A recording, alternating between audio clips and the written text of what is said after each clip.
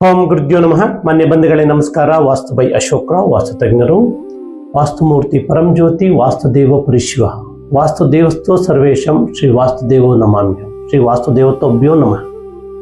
ಪರಮಾತ್ಮ ಸ್ಮರಣೆಯನ್ನು ಮಾಡ್ತಾ ಮನೆ ಕಟ್ಟುವಂಥವರಿಗೆ ಹಿಂದಿನ ಸಂಚಿಕೆಯಲ್ಲಿ ನಾನು 1ನೇ ಆಯ, ಮೊದಲನೇ ಸಂಖ್ಯೆಯಲ್ಲಿ 1ನೇ ನಂಬರ್ನಲ್ಲಿ ಬರುವಂಥ ಆಯದ ಬಗ್ಗೆ ತಿಳಿಸಿಕೊಟ್ಟಿದ್ದೆ.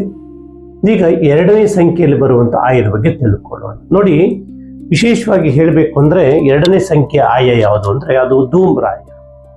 ಧೂಮ್ರಾಯ ಅಂದ್ರೇನು? ಹೊಗೆ ಆವರಿಸ್ಕೊಂಡಿದ್ದಂಥ ಮನೆಯಲ್ಲಿ ಬದುಕಲಿಕ್ಕಾಗುತ್ತಾ?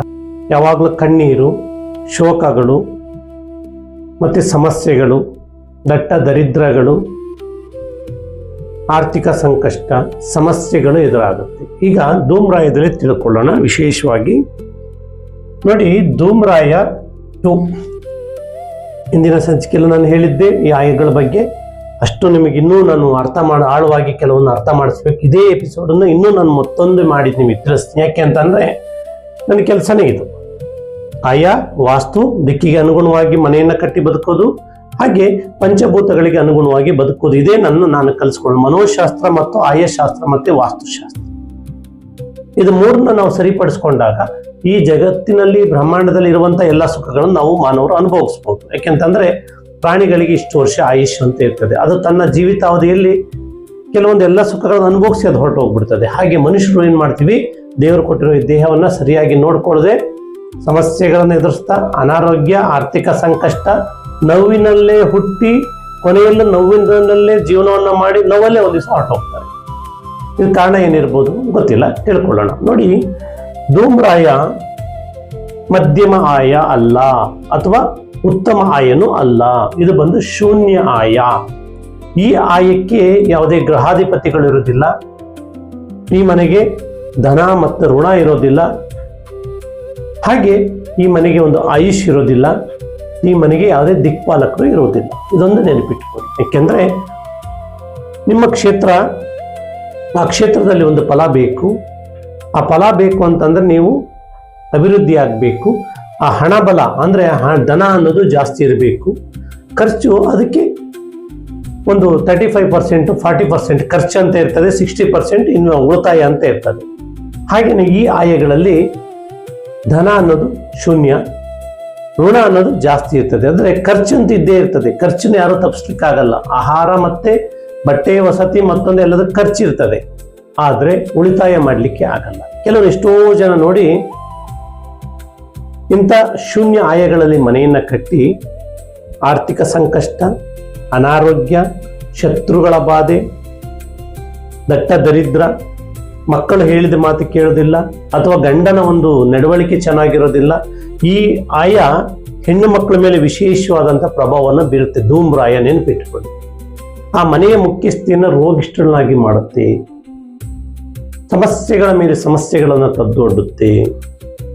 ಶತ್ರುಗಳು ಉತ್ಪತ್ತಿಯಾಗ್ತಾರೆ. ಹಣಕಾಸಿನಲ್ಲಿ ಶೂನ್ಯ, ದಟ್ಟ ದರಿದ್ರಗಳನ್ನು, ಕುಷ್ಠ ರೋಗಗಳನ್ನು, ಕಾಯಿಲೆ ವಾಸಿಯಾಗದಂಥ ರೋಗಗಳನ್ನು ಇದು ಆವರಿಸ್ಕೊಳ್ತದೆ. ಯಾವಾಗಲೂ ಬಡತನ, ಭಯ, ಆತಂಕದಲ್ಲಿ ಜೀವನವನ್ನು ಮಾಡುವಂಥ ಆಯಗಳು. ಆದರೆ ಹಿಂದೆ ಗೊತ್ತಿಲ್ಲ, ಎಷ್ಟೋ ಜನ ವಿದ್ಯಾವಂತರು ಇಲ್ಲ ಅಂದ್ರೂ ಬುದ್ಧಿವಂತರು ಇರ್ತಾ ಇದ್ರು. ಏನೋ ಅವ್ರು ಮಾಡಿದ ಇಷ್ಟು ಆಸ್ತಿಯನ್ನು ಉಳಿಸ್ಕೊಂಡಿದ್ರು. ನಮ್ಮ ಹಿರಿಯವರು, ತಂದೆ ಅಥವಾ ಅಜ್ಜ, ಅಜ್ಜಿ, ಕೆಲವರು ಏನೋ ಅಷ್ಟಿಷ್ಟು ಆಸ್ತಿಯನ್ನು ಉಳಿಸಿದ್ರು. ಈ ಒಂದು ಬದಲಾವಣೆ ಆದಂಥ ದಿನಗಳಲ್ಲಿ ಆ ಆಸ್ತಿಗಳನ್ನ ಕೆಲವು ಮಕ್ಕಳಿರ್ಬೋದು, ಮೊಮ್ಮಕ್ಕಳಿರ್ಬೋದು ಮಾರ್ಕೊಂಡು ಅಜ್ಜನ ಆಸ್ತಿ ಕಳ್ಕೊಂಡೆ, ನಮ್ಮ ಅಜ್ಜನ ಅಷ್ಟಿತ್ತು ಆಸ್ತಿ, ಇಷ್ಟಿತ್ತು ಚಿನ್ನ, ಇಷ್ಟಿತ್ತು ಒಡವೆ, ಇಷ್ಟು ಎಕರೆ ಜಮೀನಿತ್ತು, ನಮ್ಮ ಅಜ್ಜ ಹಾಗೆ ಬಾಳಿದ್ರು, ಹೀಗೆ ಬಾಳಿದ್ರು ಅಂತ ಹೇಳ್ಕೊಂಡು ಓಡಾಡ್ತಾರೆ ವಿನಃ ಅಜ್ಜ ಗಳಿಸಿದಂಥ ಆಸ್ತಿಯನ್ನಿಗಿಂತ ಪ್ಲಸ್ ಆಗಿ ಯಾರು ಗಳಿಸಿರೋದಿಲ್ಲ, ಎಲ್ಲ ಕಳ್ಕೊಂಡಿರ್ತಾರೆ. ಇದು ನಿಯಮ. ಆದರೆ ನೀವು ಆ ಥರ ಆಗಲೇಬೇಕು ಅಂತ ಏನಾದ್ರು ಇದೆಯಾ?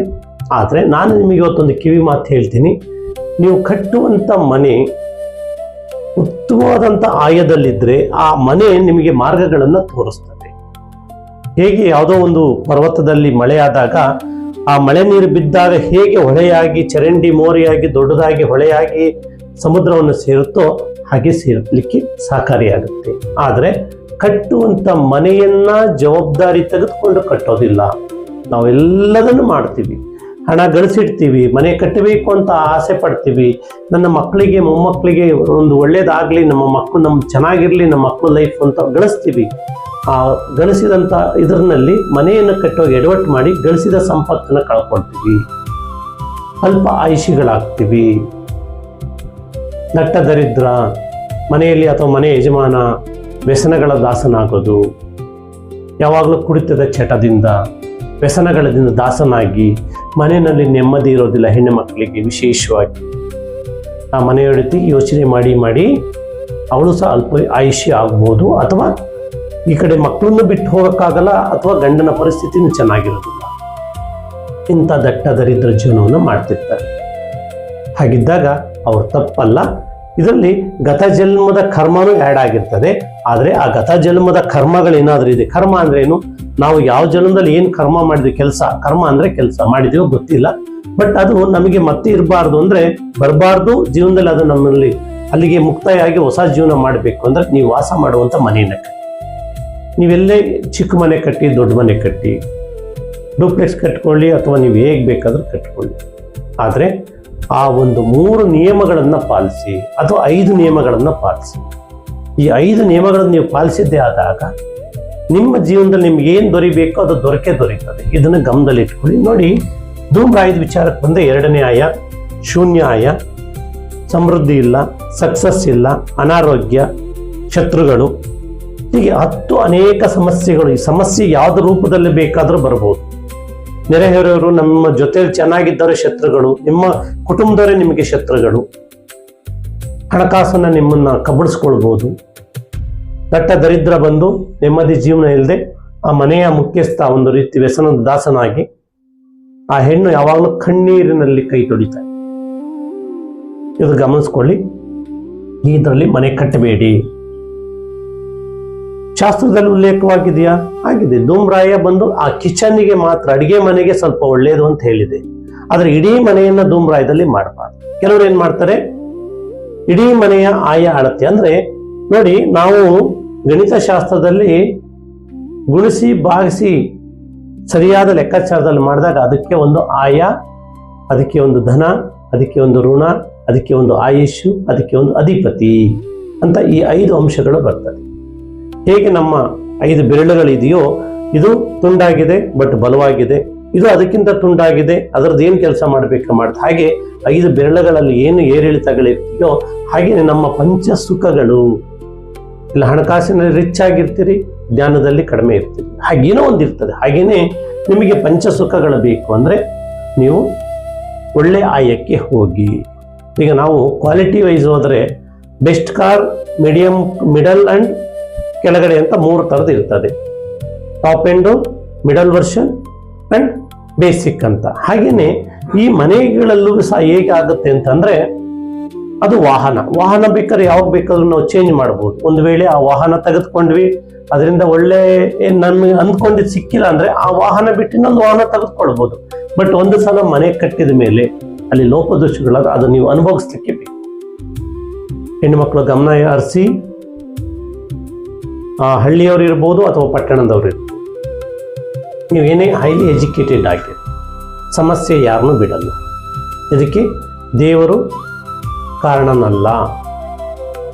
ಭಗವಂತ ದುರ್ಬಲ ಘಾತಕ ಅಂದ್ರೆ ದುರ್ಬಲರಿಗೆ ದೇವರು ಯಾವತ್ತೂ ಸಹಾಯ ಮಾಡೋದಿಲ್ಲ. ನೀನು ದುರ್ಬಲನು ಅಂತಂದ್ರೆ ನಿಮ್ಮ ನೆರೆಹೊರೆಯವರೇ ನಿಮ್ಮನ್ನು ದೂರ ಇಡ್ತಾರೆ. ನೀನು ದುರ್ಬಲನು ಅಂತಂದ್ರೆ ನಿಮ್ಮ ಮನೆಯವರೇ ನಿಮ್ಮನ್ನು ದೂರ ಇಡ್ತಾರೆ. ನಿಮಗೆ ಗೌರವ ಸಿಗೋದಿಲ್ಲ. ಯಾವತ್ತೂ ಸ್ಟ್ರಾಂಗ್ ಆಗಿರ್ಬೇಕು. ಮನಸ್ಥಿತಿಯಲ್ಲಿರ್ಬೋದು, ನಮ್ಮ ಪರಿಸ್ಥಿತಿಯಲ್ಲಿರ್ಬೋದು. ಸ್ಟ್ರಾಂಗ್ ಅಂತಂದ್ರೆ ಸುಮ್ಮನೆ ಎಕ್ಸ್ಟ್ರಾ ಓವರ್ ಮಾತಾಡೋದಲ್ಲ. ಹಾಗೆ ಈ ಧೂಮ್ರಾಯದಲ್ಲಿ ಲೋಪದೋಷಗಳಿರ್ತದೆ. ಮನೆಯನ್ನು ಕಟ್ಟಬೇಡಿ. ನಿಮಗೆ ಗೊತ್ತಿಲ್ವಾ? ನನ್ನನ್ನು ಸಂಪರ್ಕ ಮಾಡಿ, ಕಲಿಸ್ಕೊಡ್ಲಿಕ್ಕಿರೋದು. ನಾನು ಒಂದು ದಿವಸಕ್ಕೆ 3 ನನಗೆ ಕ್ಲೈಂಟ್ ಬರ್ತಾರೆ, 3 ಜನ, ಅಷ್ಟನ್ನೇ ನನ್ನ ಕೈಲಿ ಹ್ಯಾಂಡಲ್ ಮಾಡೋಕ್ಕಾಗೋದು. ಹಂಗಂತ ನಾನು ಎಲ್ಲರನ್ನೂ ತುಂಬಿಕೊಳ್ಳಲ್ಲ. ಯಾಕೆ ಹೇಳಿ? ನನಗೂ ಸಂಸಾರ ಇದೆ, ನನಗೂ ಒಂದು ಫೀಲಿಂಗ್ ಎನರ್ಜಿ ಇರ್ತದೆ, ನನಗೂ ಲೈಫ್ ಬೇಕು. ಹಣ ಮಾಡಬೇಕು ಅನ್ನೋ ಉದ್ದೇಶ ಇಟ್ಕೊಂಡು ನಾವೇನೇನೂ ಮಾಡೋಕ್ಕಾಗಲ್ಲ. ಆದರೆ ಹಣ ಬೇಕು. ನಿಮ್ಮ ಜೀವನದಲ್ಲಿ ನಾನು ನಿಮಗೊಂದು ಕಿವಿ ಮಾತು ಹೇಳ್ತೀನಿ, ಮನೆ ಕಟ್ಟುವಂಥವ್ರಿಗೆ ವಿಶೇಷವಾಗಿ ಅಥವಾ ಕಟ್ಟಿದಂಥವ್ರಿಗೆ ಸರಿಪಡಿಸ್ಕೊಳ್ಳಿಕ್ಕೆ ಅವಕಾಶ ಇದೆ ಭೂಮಿ ಮಟ್ಟದಿಂದ. ಆದರೆ ನೀವು ಅದಕ್ಕೆ ಮನಸ್ಸು ಮಾಡೋದು. ಇನ್ನು ಕೆಲವರು ಸಮಸ್ಯೆಗಳೆಲ್ಲ ಮೈ ಮೇಲೆ ಎಳ್ಕೊಂಡು ಕೋರ್ಟು ಕಚೇರಿ ಕೇಸುಗಳು, ಅನಾರೋಗ್ಯ ಸಮಸ್ಯೆಗಳು ಎದುರಿಸ್ತಾ ಬದುಕ್ತಾ ಇರ್ತಾರೆ. ಅದರಿಂದ ಹೇಗೆ ಬರಬೇಕು, ಆ ಒಂದು ಚಕ್ರವ್ಯೂಹದಿಂದ ಹೇಗೆ ಬರಬೇಕು ಅನ್ನೋದೇ ಗೊತ್ತಿರೋದಿಲ್ಲ. ನೀವು ವಾಸ ಮಾಡೋ ಮನೆಯಲ್ಲಿ ಅಂಥ ಲೋಪದೋಷಗಳಿದ್ದಾಗ ಈ ಆರ್ಥಿಕ ಸಮಸ್ಯೆ, ಅನಾರೋಗ್ಯ, ವ್ಯಾಜ್ಯಗಳು, ಬಗೆಹರಿದಾರುವಂಥ ದ್ವೇಷಗಳು ಉತ್ಪತ್ತಿಯಾಗುತ್ತೆ. ಧೂಮ್ರಾಯ ಮನೆ ಮಾಡಿ ಸಂಪೂರ್ಣ ಮನೆ ವಾಸಕ್ಕಲ್ಲ. ಅದನ್ನು ಗಮನದಲ್ಲಿಟ್ಕೊಳ್ಳಿ. ಮನೆ ಕಟ್ಟುವವರು ಅಥವಾ ಮನೆ ತೆಗೆದುಕೊಳ್ಳೋರು ಏನು ಮಾಡಿ, ಒಂದು ವೇಳೆ ನಿಮಗೆ ಗೊತ್ತಿಲ್ಲ ಅಂದರೆ ಅವ್ರ ಹತ್ರ ಲೀಸ್ಟ್ ತಗೊಳ್ಳಿ. ಮನೆ ಕಟ್ಟಿದ ಮನೆಯನ್ನು ತೆಗೆದುಕೊಳ್ಳುವಂಥವ್ರು ಏನಂತ, ಯಾವ ಆಯದಲ್ಲಿ ಕಟ್ಟಿದ್ದೀರಿ, ವಾಸ್ತು ಚೆನ್ನಾಗಿದೆಯಾ, ನೀವು ದುಡ್ಡು ಕೊಡಲಿಕ್ಕೆ ಬೇಕು, ಇನ್ನೂ 50,000 ಎಕ್ಸ್ಟ್ರಾ ಕೊಡಿ, ತೊಂದರೆ ಇಲ್ಲ, ಯಾವ ಕ್ವಾಲಿಟಿ ಮೆಟೀರಿಯಲ್ ಹಾಕಿದ್ದಾರೆ, ಯಾವ ಆಯ ಬಂದಿದೆ. ನೀವು ಹಿಂದೆ ಏನೋ ಇರ್ತೀರಿ, ಆಸ್ತಿವಂತರಾಗಿರ್ತೀರಿ, ನೆಮ್ಮದಿಯಾಗಿರ್ತೀರಿ. ಕೆಲವೊಂದು ಟೈಮಲ್ಲಿ ಇಂಥ ಮನೆಗಳಿಗೆ ಹೋದಾಗ ನಿಮಗೆ ಸಮಸ್ಯೆಗಳು, ಯಾವುದೋ ರೀತಿ ಸಮಸ್ಯೆಗಳು ಬರ್ಬೋದು. ದಯಮಾಡಿ ಆಯಕ್ಕೆ ಆದ್ಯತೆಯನ್ನು ಕೊಡಿ, ವಾಸ್ತುವಿಗೆ ಮಾನ್ಯತೆಯನ್ನು ಕೊಡಿ, ದಿಕ್ಕಿಗೆ ಅನುಗುಣವಾಗಿ ಮನೆಯನ್ನು ಕಟ್ಟಿ ಪಂಚಭೂತಗಳಿಗೆ ವಿರುದ್ಧವಾಗಿ ಬದುಕದೆ ಅದಕ್ಕೆ ಅನುಗುಣವಾಗಿ ಬದುಕಿ ಮನೆಯನ್ನು ತೆಗೆದುಕೊಳ್ಳಿ. ನೀವು ಕಟ್ಟುವಂಥ ಮನೆ ಹೇಗಿರಬೇಕು ಅಂದರೆ ಒಂದು ರೀತಿ ಬೃಂದಾವನ ಇದ್ದಾಗೆ ಇರಬೇಕು. ಆ ಮನೆಗೆ ಬಂದರೆ ಎನರ್ಜಿ ನಿಮಗೆ ಇನ್ಕ್ರೀಸ್ ಆಗಬೇಕು, ಅಂದರೆ ಚಾರ್ಜಿಂಗ್ ಆಗಬೇಕು. ಕೆಲವು ಕಡೆ ಈ ಥರ ಶೂನ್ಯಾಯದಲ್ಲಿ ಮನೆಗಳು ಕಟ್ತಾರೆ. ಕಟ್ಟಿದ ಮೇಲೆ ನಷ್ಟಗಳು ಅನುಭವಿಸ್ತಾರೆ. ವ್ಯಾಪಾರದಲ್ಲಿ ನಷ್ಟ, ಇನ್ವೆಸ್ಟ್ಮೆಂಟ್ ಮಾಡಿ ಕಳ್ಕೊಂಡಿರ್ತಾರೆ. ಶ್ರೀಮಂತರಾಗಿದ್ದವರು ಬಡತನದ ದಟ್ಟ ದರಿದ್ರ ಜೀವನಕ್ಕೆ ಹೊರಟೋಗ್ತಾರೆ. ಹಾಗಿದ್ದಾಗ ಇಂಥ ಮನೆಗೆ ಬೇಡ ಅಂತ ಹೇಳ್ತೀವಿ. ನೀವು ಖರ್ಚು ಮಾಡೋದು ಎಷ್ಟು ಗೊತ್ತಾ? ಕ್ವಾಲಿಟಿಯ ಬೀಜಕ್ಕೆ, ಒಳ್ಳೆಯ ಕ್ವಾಲಿಟಿ ಬೀಜಕ್ಕೆ ನೀವು, ನಿಮ್ಮ ಹತ್ರ ಭೂಮಿ ಇದೆ, ಭೂಮಿ ಫಲವತ್ತಾಗಿದೆ, ಆ ಭೂಮಿಯಿಂದ ಆ ಕ್ಷೇತ್ರದಿಂದ ಫಲಗಳನ್ನು ಪಡೆದುಕೊಳ್ಬೇಕು. ಆದರೆ ನೀವು ಹಾಕುವಂಥ ಕ್ವಾಲಿಟಿ ಬೀಜಗಳು, ಅದಕ್ಕೆ ನೀವು ಪ್ರಾಮುಖ್ಯತೆ ಕೊಡೋದು. ಯಾವಾಗ ನೀವು ಆ ಕ್ವಾಲಿಟಿ ಬೀಜಕ್ಕೆ ಪ್ರಾಮುಖ್ಯತೆ ಕೊಡಲಿಲ್ಲ, ಅದು ಒಳ್ಳೆಯ ಫಲಗಳನ್ನು ಕೊಡುವುದಿಲ್ಲ, ಆದರೆ ಮರವಾಗಿ ಬೆಳೀತದೆ. ಹಾಗೆ ಆಯವನ್ನು, ವಾಸ್ತುವನ್ನು ನೀವು ಕ್ವಾಲಿಟಿಯಾಗಿ ಮಾಡಲಿಲ್ಲ ಅಂದರೆ ಮನೆಯಂತೂ ಎದ್ದೇ ಹೇಳ್ತದೆ, ಮನೆ ಯಾವುದೇ ಕಾರಣಕ್ಕೂ ನಿಲ್ಲೋದಿಲ್ಲ. ಆದರೆ ಅನುಭವಿಸೋರು ನೀವು. ಕ್ವಾಲಿಟಿಯ ಬೀಜ ಅಂದ್ರೆ ಏನು? ನಿಮ್ಮ ನಂತರ ನಿಮ್ಮ ಮಕ್ಕಳಿಗೆ, ಮೊಮ್ಮಕ್ಕಳಿಗೆ ಫಲವನ್ನು ಕೊಡಬೇಕು. ಈಗ ಉದಾಹರಣೆಗೆ ಒಂದು ಮಾವಿನ ಮರ ತಗೊಳ್ಳಿ, ಅಥವಾ ಒಂದು ಹುಣಸೆ ಮರ ತಗೊಳ್ಳಿ, ಒಂದು ತೆಂಗಿನ ಮರ ತಗೊಳ್ಳಿ, ಉತ್ತಮ ಫಲಗಳನ್ನು ಬಿಡುವಂಥ ಗಿಡ ಮರಗಳನ್ನು ತೆಗೆದುಕೊಳ್ಳಿ. ಅದು ಏನಿದೆಯೋ ತನ್ನತನವನ್ನು ತೋರಿಸಿ ಹೋಗ್ಬಿಡ್ತದೆ. ಕ್ವಾಲಿಟಿ ತೆಂಗಿನಕಾಯಿಯನ್ನು ನಟ್ಟು ಒಳ್ಳೆಯ ಮರಗಳನ್ನು ಬೆಳೆಸಿದರೆ ಅದು ಆಮ್ಲಜನಕವನ್ನು ಕೊಡ್ತದೆ, ಆ ಭೂಮಿಗೆ ಗೊಬ್ಬರವನ್ನು ಸೃಷ್ಟಿ ಮಾಡಿಕೊಳ್ತದೆ, ಫಲಗಳನ್ನು ಕೊಡ್ತದೆ, ನೆರಳನ್ನು ಕೊಡ್ತದೆ. ಜೊತೆಯಲ್ಲಿ ನಮ್ಮ ಒಂದು ಕುಟುಂಬಕ್ಕೆ ಒಂದು ಸಂಪೂರ್ಣವಾದಂಥ ಏನು ಕೊಡಬೇಕು ಅದಕ್ಕೂ. ಆದರೆ ಅದನ್ನು ಪೋಷಣೆ ಮಾಡದೆ ಯಾವಾಗ ಕ್ವಾಲಿಟಿ ಬೀಜವನ್ನು ನೆಡಬೇಕಾದ್ರೆ ಅಥವಾ ಗಿಡವನ್ನು ನೆಡಬೇಕಾದ್ರೆ, ಅದನ್ನು ಕಸಿ ಮಾಡಬೇಕಾದ್ರೆ, ಅದನ್ನು ಸರಿಯಾಗಿ ಪ್ರೊಟೆಕ್ಟ್ ಮಾಡಿ ಅದಕ್ಕೆ ನೀರು ಗೊಬ್ಬರವನ್ನು ಹಾಕಿ ಬಂದೋಬಸ್ತ್ ಮಾಡಿ ಅದನ್ನು ನೀವು ಕ್ಷೇಮ ಮಾಡಿದ್ದೀರಿ ಅಂದರೆ ನಂತರ ನಿಮ್ಮನ್ನು ಕ್ಷೇಮ ಮಾಡೋದು ಜವಾಬ್ದಾರಿ ಅದರದ್ದು. ಯಾಕೆಂದ್ರೆ ನೀವು ಅದಕ್ಕೆ ಜವಾಬ್ದಾರಿ ತೆಗೆದುಕೊಂಡಿದ್ದೀರಿ, ಆ ಮರದ ಜವಾಬ್ದಾರಿ ತೆಗೆದುಕೊಂಡಿದ್ದೀರಿ. ಹಾಗೆ ಮನೆ ಕಟ್ಟುವಾಗ ಮನೆಯ ಮುಖ್ಯಸ್ಥ ಅಥವಾ ಮುಖ್ಯಸ್ಥೆ ನೀವು ಜವಾಬ್ದಾರಿಯನ್ನು ಅಲ್ಲಿ ಫೋಕಸ್ ಮಾಡಿದಿರಿ ಅಂದರೆ ಆಯದಲ್ಲಿ, ವಾಸ್ತುವಿನಲ್ಲಿ, ದಿಕ್ಕಿನಲ್ಲಿ, ಪಂಚಭೂತಗಳಿಗೆ ಅನುಗುಣವಾಗಿ ಗಾಳಿ ಬೆಳಕು ಬರೋ ರೀತಿ ನೀವು ಮನೆ ಕಟ್ಟಿದ್ದೀರಿ ಅಂದರೆ ಆ ಮನೆ ನಿಮ್ಮನ್ನ ಆ ಒಂದು ಸ್ಥಾನಕ್ಕೆ ಕರೆದುಕೊಂಡು ಹೋಗುತ್ತೆ, ನಿಮ್ಮನ್ನ ರಕ್ಷಣೆ ಮಾಡುತ್ತೆ. ಹಿರಿಯ ಜೀವಗಳಿದ್ದೀರಿ, ರಿಟೈರ್ಡ್ ಆದಂಥವ್ರು, ನಿಮ್ಮಲ್ಲಿ ಕೆಲವರು ಅಲ್ಪ ಆಯುಷ್ಯಗಳನ್ನ ನೋಡಿ ಒಂಟಿತನ ಕಾಡ್ತಾ ಇರ್ತದೆ. ಎಷ್ಟೋ ಜನಕ್ಕೆ ಒಂಟಿತನ ಕಾಡ್ತಾ ಇದೆ. ಅದು ಹೆಣ್ಣು ಇರ್ಬೋದು, ಗಂಡಿರ್ಬೋದು. ನಿಮ್ದು 50, 45, 50, 60 ಈ ಆಸುಪಾಸಿನಲ್ಲಿದ್ದೀರಿ, ಆಗ ನಿಮಗೆ ಒಂಟಿತನ ಕಾಡ್ತಾ ಇರ್ತದೆ. ಯಾರೋ ನಿಮ್ಮ ಜೀವನದಲ್ಲಿ ಬಂದಿರ್ತಾರೆ, ಅವರು ಅಲ್ಪ ಆಯುಷ್ಯಗಳಾಗಿರ್ತಾರೆ, ಅನಾರೋಗ್ಯದಿಂದ ನಿಮ್ಮನ್ನು ಅಗಲಿರ್ತಾರೆ. ಒಂಟಿ ಜೀವನ ಮಾಡೋಂಥವ್ರಿಗೆ ಯಾಕೆ ಈ ಸಮಸ್ಯೆ ಬರುತ್ತೆ ಅಂದರೆ ನಿಮ್ಮ ಮನೆಯಲ್ಲಿ ಇಂಥ ಲೋಪದೋಷಗಳಿದ್ದಾಗ. ಇದನ್ನು ಯಾರು ಒತ್ತಿ ಒತ್ತಿ ಹೇಳೋದಿಲ್ಲ, ಬಿಡಿಸಿ ಹೇಳೋಕ್ಕೂ ಆಗಲ್ಲ. ಹೇಳಿದ್ರು ಒಂದು ವೇಳೆ ಕೆಲವರು ಅಳವಡಿಸ್ಕೊಳ್ಳಿಕ್ಕೆ ಸಿದ್ಧರಾಗಿರೋದು. ಹಾಗಿದ್ದಾಗ ಬನ್ನಿರೆ, ಮನೆ ಕಟ್ಟುವಂಥ ವಿಚಾರದಲ್ಲಿ ಭಾಳ ಜಾಗೃತಿಯನ್ನು. ಯಾಕೆಂದರೆ ಮನೆ ಅನ್ನೋದು ನಿಮ್ಮ ವಂಶಾಭಿವೃದ್ಧಿಯನ್ನು ಬೆಳಗಿಸುವಂಥ ಒಂದು ದೇವಸ್ಥಾನ ಇದ್ದಾಗೆ. ಮನೆ ಅನ್ನೋದು ದೇವಸ್ಥಾನ, ಅದರಲ್ಲಿ ನಾವು ನೆಲೆಸುವವರು ನಾವೆಲ್ಲ ಆತ್ಮಗಳು. ಒಂದು ದಿವಸ ಕಟ್ಟಿದ ಮನೆಯನ್ನು ನಾವು ಬಿಟ್ಟು ಹೋಗ್ಲಿಕ್ಕೆ ಬೇಕು. ಆದರೆ ಹೇಗೆ ಬಾಳಿ ಬದುಕಿ ಹೋದ್ವಿ, ಅಲ್ಲಿ ಯಾವ ರೀತಿ ಸಂತೋಷದಿಂದ ಬಾಳಿ ಬದುಕಿ ಹೊರಟೋದ್ವಿ, ಮುಂದೆ ನಮ್ಮ ಮಕ್ಕಳಿಗೆ ಮಾರ್ಗಗಳನ್ನು ತೋರಿಸಿ ಅನ್ನೋದನ್ನೇ ಆ ಮನೆ ನಿರ್ಧಾರ ಮಾಡುತ್ತೆ. ಹಾಗಾಗಿ ಇಂಥ ಒಂದು ಶೂನ್ಯ ಆಯದಲ್ಲಿ ಮನೆಯನ್ನು ಕಟ್ಟಬೇಡಿ, ಉತ್ತಮ ಆಯದಲ್ಲಿ ಕಟ್ಟಿ. ಇದನ್ನು ನಾನು ನಿಮಗೆ ಕಿವಿ ಮಾತೇನೆ. ಸಂಪೂರ್ಣ ಸುಖವನ್ನು ಅನುಭವಿಸಿ ಹೋಗಿ. ಕೆಲವರು ಹೇಳ್ತಾರೆ ನನ್ನ ಹಣೆ ಬರದಲ್ಲಿ ಬರೆದಿಲ್ಲ. ಯಾರು ಹೇಳಿದ್ದು? ನಿಮ್ಮ ಹಣೆಯನ್ನು ಬೇಕಾದಷ್ಟು ಭಗವಂತ ಖಾಲಿ ಕೊಟ್ಟಿದ್ದಾರಲ್ಲ, ನಿಮ್ಮ ಕೈನಲ್ಲಿ ಪೆನ್ನನ್ನು ಸಹ ಕೊಟ್ಟಿದ್ದಾರಲ್ಲ, ನೀವು ಬರ್ಕೊಳ್ಳಿ, ಎಷ್ಟು ಬೇಕಾದ್ರೂ ಬರ್ಕೊಳ್ಳಿ. 1000 ಕೋಟಿ ಬೇಕು ಅಂತ ಕೇಳ್ಕೊಳ್ಳೋಕ್ಕೂ ಕಾಸು ಕೊಡಬೇಕಾಗಿಲ್ಲ. ನನ್ನ ಹತ್ರ 100 ರೂಪಾಯಿ ಗತಿ ಇಲ್ವಲ್ಲಪ್ಪ ಅಂತ ಅಂದ್ಕೊಳ್ಳಿಕ್ಕೂ ನೀವೇನು ಕಾಸು ಕೊಡಬೇಕಾಗಿಲ್ಲ. ಅಂದ್ಕೊಳ್ಳೋದನ್ನ ನೀವು ಕರೆಕ್ಟಾಗಿ ಅಂದ್ಕೊಂಡ್ರೆ ಆ ಒಂದು ಅಟ್ರಾಕ್ಟ್ ಮಾಡುವಂಥ ಮನೋಶಕ್ತಿ ಭಗವಂತ ನಮ್ಮಲ್ಲಿ ಆ ಬ್ರೈನನ್ನು ಇಟ್ಟಿದ್ದಾರೆ. ನಾವು ಬ್ರೈನಿಗೆ ಕೆಲಸ ಕೊಡೋದಿಲ್ಲ, ಬ್ರೈನನ್ನು ಹಾಳು ಮಾಡೋ ಕೆಲಸ ಮಾಡ್ತೀವಿ. ತಲೆ ತಿಂದು ಮೆದುಳಿಗೆ ಕೈ ಹಾಕೋದು ಅಂತ ಹೇಳ್ತಾರಲ್ಲ, ಈ ರೀತಿ ಮಾಡ್ತೀವಿ. ದಯಮಾಡಿ ಮನೆ ಕಟ್ಟುವಾಗ ಜಾಗ್ರತೆ ಕಟ್ಟಿ. ಅಕ್ಕ ತಂಗಿಯರೇ, ಅಣ್ಣ ತಮ್ಮಂದಿರೇ, ನಿಮ್ಮಲ್ಲಿ ಒಂದು ಮನವಿ, ಆತರ ಪಡಬೇಡಿ. ಎಷ್ಟೋ ಜನ ನನಗೆ ಫೋನ್ ಮಾಡ್ತಾರೆ, ಸರ್ ಮನೆ ಕಟ್ಟಿದ್ವಿ, ಪಾಯ ಹಾಕಿದ್ವಿ, ಯಾಕೋ ನಮಗೆ ಆರ್ಥಿಕ ಪರಿಸ್ಥಿತಿ ಸುಧಾರಿಸ್ತಾ ಇಲ್ಲ, ಮನೆಯಲ್ಲಿ ಜಗಳ ಆಗ್ತಾ ಇದೆ, ನೆರೆಹೊರೆಯವರಿಂದ ತಾಪತ್ರೆಗಳು, ಹಣಕಾಸು ಕೈಗೂಡ್ತಾ ಇಲ್ಲ, ನೆಮ್ಮದಿಯಾಗಿ ಇರೋಣ ಅನ್ನೋ ಒಂದು ಟೈಮಲ್ಲಿ ಏನೇನೋ ಸಮಸ್ಯೆಗಳು ಬರ್ತಾ ಇದೆ ಅಂತ ತುಂಬ ಜನ ಫೋನ್ ಮಾಡಿ ಸಲಹೆ ತೆಗೆದುಕೊಳ್ತಾರೆ. ಬಟ್ ನಮ್ಮನ್ನು ಮರೆತು ಬಿಡ್ತಾರೆ.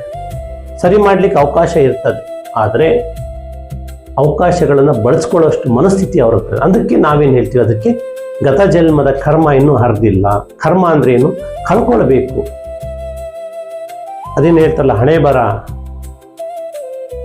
ಗಟ್ಟಿ ಇರಬೇಕು, ಬುದ್ಧಿ ನೆಟ್ಟಿಗಿರಬೇಕು ಅಂತ ಹೇಳಿ.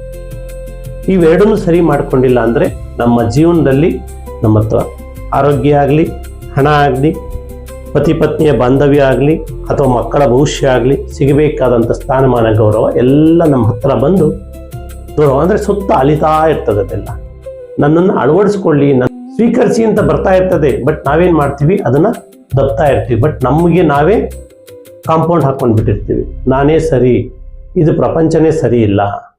ಯಾಕೆಂದರೆ ಪ್ರಪಂಚ ವಿಶಾಲವಾಗಿದೆ, ಅದೆಲ್ಲ ಅದ್ರ ಕೆಲಸಗಳು ಏನು ಪಂಚಭೂತಗಳು ಮಾಡಬೇಕು ಮಾಡ್ತಾ ಇದ್ದಾವೆ. ದಯಮಾಡಿ ನಿಮ್ಮಲ್ಲಿ ಮನವಿ, ಧೂಮ್ರಾಯದಲ್ಲಿ ಮನೆ ಕಟ್ಟಲಿಕ್ಕೆ ಹೋಗ್ಬೇಡಿ. ಗೊತ್ತಿಲ್ಲ ಅಂದರೆ ನನ್ನ ಆಫೀಸಿಗೆ ಬನ್ನಿ, ಮಾಹಿತಿ ತಿಳ್ಕೊಳ್ಳಿ, ಅದರದ್ದೆಲ್ಲ ನಾನು ಆಯವನ್ನು ಹಾಕಿ, ಒಂದು ವೇಳೆ ನಿಮ್ಮ ದೊಡ್ಡ ನಿವೇಶನ ಇದೆ ಅಥವಾ ಚಿಕ್ಕ ನಿವೇಶನ ಇದೆ, ಒಂದು ವೇಳೆ ಪೂರ್ಣ ಆಯದಲ್ಲಿ ಕೊಡ್ಲಿಕ್ಕಾಗಿಲ್ಲ ಅಂದ್ರೆ ಮಧ್ಯಮ ಆಯದಲ್ಲಾದರೂ ಇಟ್ಟು ನಿಮಗೆ ಕೊಡ್ತೀನಿ. ಆ ಮಧ್ಯಮ ಆಯದಲ್ಲಿ ನೀವು ನೆಮ್ಮದಿ ಜೀವನವನ್ನು ಮಾಡಬಹುದು. ಆದರೆ ಚಿಕ್ಕ ಸೈಟ್ ಇದೆ, ಎಲ್ಲೂ ಜಾಗ ವೇಸ್ಟ್